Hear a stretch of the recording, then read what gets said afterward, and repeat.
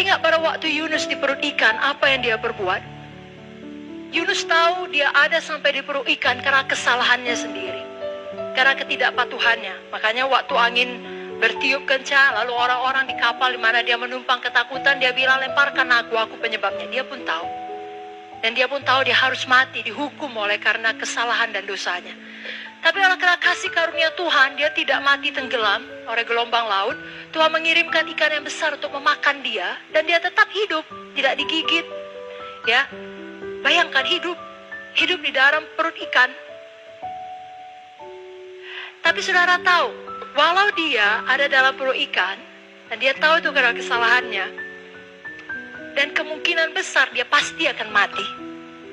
Tinggal menunggu waktu saja. Dia tidak tahu kapan akan dia keluar. Apakah yang dilakukan Yunus?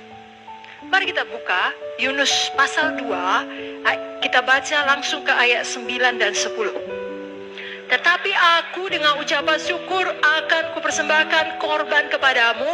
Apa yang kunazarkan akan kubayar. Keselamatan adalah dari Tuhan. Lalu berfirmanlah Tuhan kepada ikan itu, dan ikan itu pun memuntahkan Yunus ke darat. Di ayat sebelumnya, Yunus tak mengucapkan apa saja. Tidak ada Tuhan berfirman kepada ikan itu. Tapi begitu Yunus masuk ke dalam ucapan syukur, langsung Tuhan berfirman, selamatlah Yunus. Saudaraku, kerap kali kita perlu bersyukur sehingga kita bisa lebih segera keluar dari masalah kita. Walaupun memang jauh lebih enak untuk mengeluh.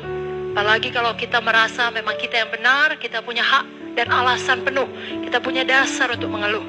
Tapi sebenarnya itu tidak pernah membawa keselamatan bagi kita. Membicarakannya hanya membuat kita tambah dalam, tambah terikat. Mari kita teladani Yunus. Kita bersyukur kepada Tuhan dari perut ikan. Dan teladan kita yang paling utama adalah Tuhan Yesus. Maka kita ingat pada waktu penciptaan, di hari pertama Tuhan berfirman, jadilah terang, lalu terang itu jadi. Belum ada tumbuhan, belum ada hewan, tentunya belum ada manusia, belum ada benda-benda penerang di udara, bahkan belum ada dipisahkan air saudaraku dengan daratan, apapun belum, baru jadilah terang.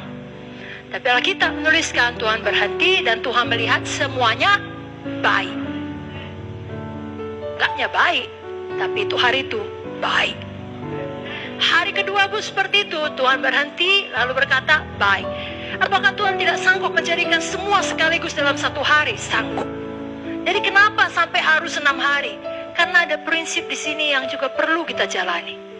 Belum pun beres semua, kita harus tahu bersyukur, berhenti dan berkata, baik. Terima kasih Tuhan, baik. Itulah yang dilakukan Tuhan hari kedua, hari ketiga, hari keempat, hari kelima. Sampai hari keenam dia menciptakan Adam. Lalu Tuhan berhenti dan Tuhan berkata, sungguh amat baik. Kalau mau sampai kepada sungguh amat baik, belajar berhenti 1 hari dan berkata, baik. Terima kasih Tuhan.